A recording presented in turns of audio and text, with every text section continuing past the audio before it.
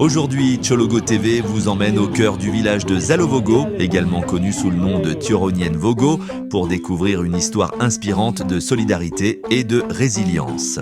Dans cette communauté, loin des grands centres urbains, une dynamique collective exceptionnelle a vu le jour face aux défis de la vie quotidienne. Les habitants de ce village ont décidé de prendre leur destin en main en unissant leurs forces pour améliorer leurs conditions de vie.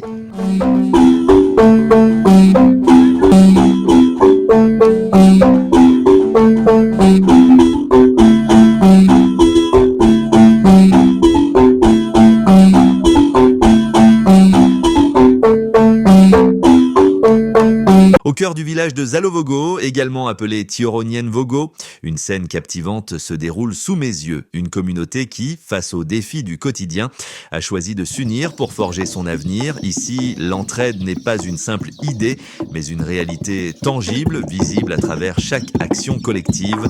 Face au problème crucial de l'accès à l'eau potable, les villageois ne sont pas restés passifs.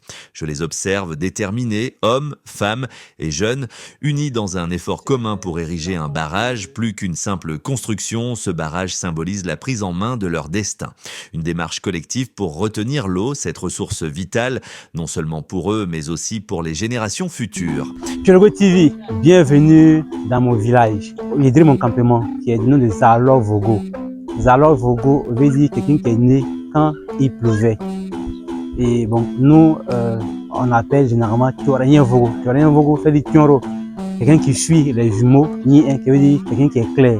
Donc Tioronienne Vogo, ça veut dire campement de Tioronienne, campement de Tioro qui est clair.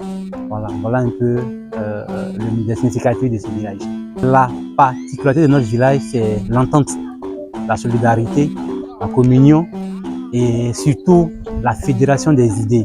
Quand une personne a une bonne idée, il approche ses aînés, ses frères, ses petits frères et tout, et on fait une réunion, puis on regarde ensemble, est-ce que c'est une bonne idée? Et chacun essaie de donner l'avancement ou les contraintes liées à l'idée, et ensemble on prend une décision pour le développement du village.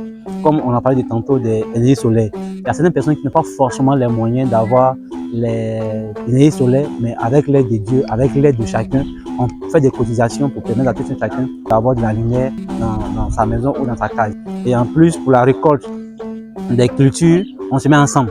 Il y a certaines personnes qui ont juste une femme ou bien un enfant. Ces personnes ne peuvent pas faire de grands champs.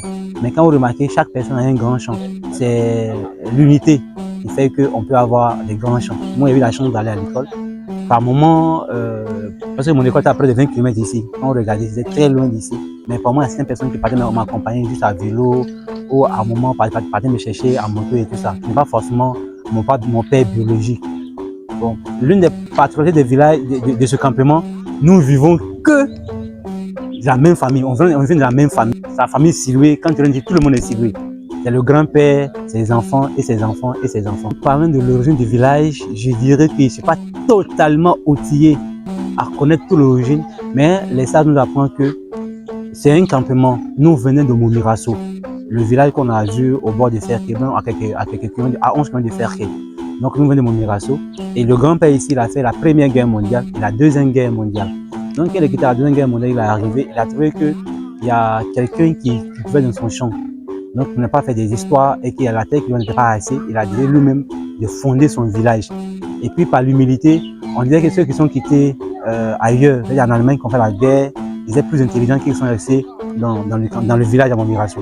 Donc lui, il a estimé comme ça que de venir ici, avoir une terre arabe où il peut cultiver humblement pour protéger sa famille. Dans ce même élan solidaire, un forage a été creusé, un acte concret qui change le quotidien des habitants, offrant à chaque foyer un accès direct à l'eau potable. C'est la pompe de Zalovogo, comme on a appelé Tioronienne Vogo. Elle a été créée, on va dire, dans les années 2010 par la cotisation de la population villageoise. Donc c'est les jeunes et les femmes qui ont cotisé pour créer la pompe, ou bien pour envoyer la pompe ici. Donc voilà un peu l'histoire. Donc c'est la seule pompe qui produit de l'eau potable pour tout le village. L'entretien s'est fait par nous-mêmes. Hein. Voilà, on a mis une caisse en place qui permet de faire l'entretien de la pompe. Et par moment, au moment où on n'a pas le barrage, donc cette pompe aussi permettait aux bœufs de s'abreuver. Bon, on va dire aux animaux, domestique de s'abreuver. Les visages s'illuminent d'espoir car cette initiative n'est pas seulement une réponse aux besoins immédiats, elle représente un soulagement durable et un avenir plus prometteur. Mais ce village ne se contente pas de régler les urgences. Il a aussi une vision plus large de son développement. Sous le soleil éclatant, je découvre des champs soigneusement entretenus, maïs, aubergines, riz, arachides, vergers de manguiers, sans oublier les plantations d'anacardiers. Les chants des agriculteurs résonnent dans l'air, témoignant de la force collective qui anime ce lieu. Ici, c'est le champ de tomates, comme vous pouvez remarquer. Elle est en train d'entretenir son champ de tomates. Voilà.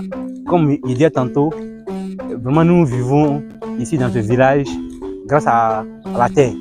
Et cette plante, c'est la concombre. C'est la concombre. Donc voilà comment elle se présente tranquillement. Ils sont pas, elle n'est pas agronome, elle n'est pas allée à l'école pour apprendre l'agronomie, mais elle a planté autour. Et puis elle a mis, on va dire, un barbelé. Et quand la concombre se lève, quand le fruit tombe sur le sol ou bien reste à terre comme ça, elle pousse.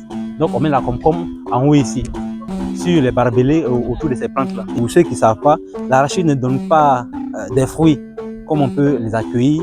L'arachide donne des graines. Ils sont juste en bas, des graines qui sont juste en bas, qui sont enfouies dans le sol. Donc pour pouvoir avoir les graines, vu que ce n'est pas encore arrivé, on pourra juste déterrer une plante d'arachide, puis on pourra avoir l'arachide, même les graines d'arachide en bas. Donc voilà, donc c'est le champ d'arachide qui est actuellement ici. Donc ici, il faut dans quelque sorte on peut vivre paisiblement ici. Leurs mains labourent la terre avec la conviction que la prospérité est à portée de main. Voilà, voilà, merci. Voilà.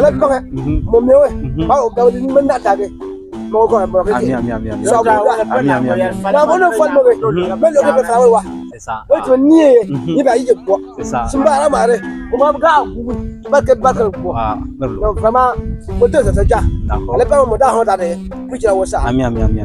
D'accord, donc il va juste traduire rapidement. Il dit comme ça que le barrage c'est vraiment l'élément clé de tout développement. Même pour abreuver les câbles que vous voyez, autant il fallait aller creuser un puits pour leur abreuvage. Mais aujourd'hui, grâce au barrage, voilà, il peut abreuver tranquillement les moutons. Et en plus, quand il parle des maraîchers, ils font la culture et en plein milieu de l'agriculture, il n'y a pas l'eau. Voilà. Donc il y a ce CIRES qui est là. Donc il faut fournir des efforts. Ils vont prendre des entraînements à crédit, venir cultiver. Mais quand il n'y a pas de rente de l'agriculture, quand il n'y a pas de réussite, ils sont obligés de vendre ce qu'ils ont, comme les bœufs, comme des cabrets, comme des moutons, pour faire face aux différentes dépenses.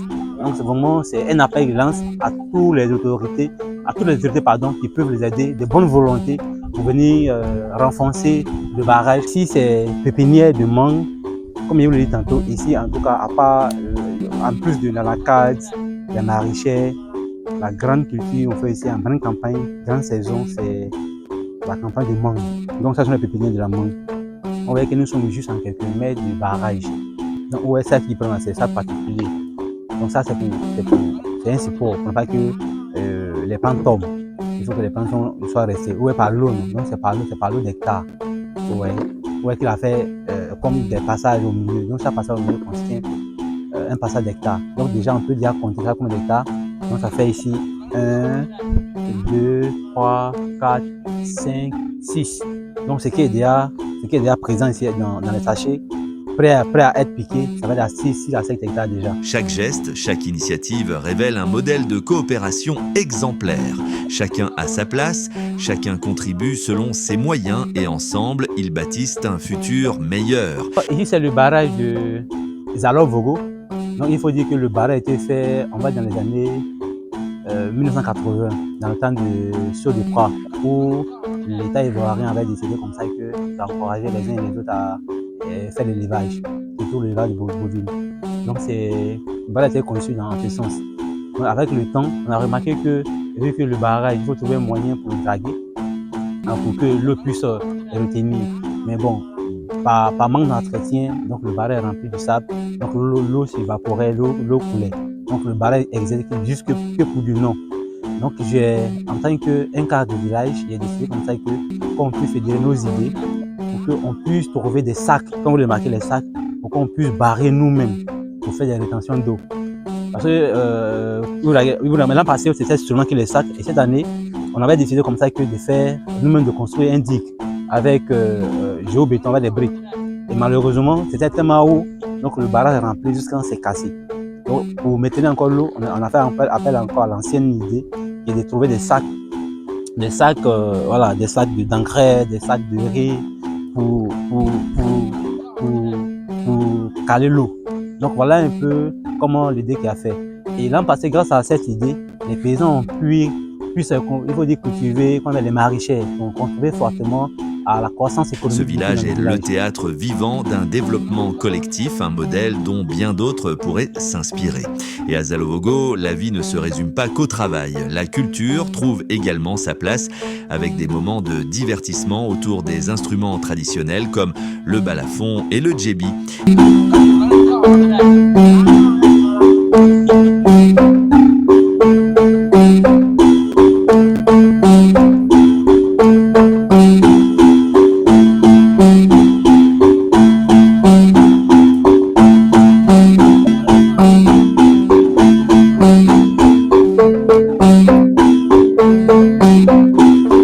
Les rythmes vibrants de ces musiques ancestrales résonnent comme un rappel de l'importance de préserver les traditions tout en avançant vers l'avenir.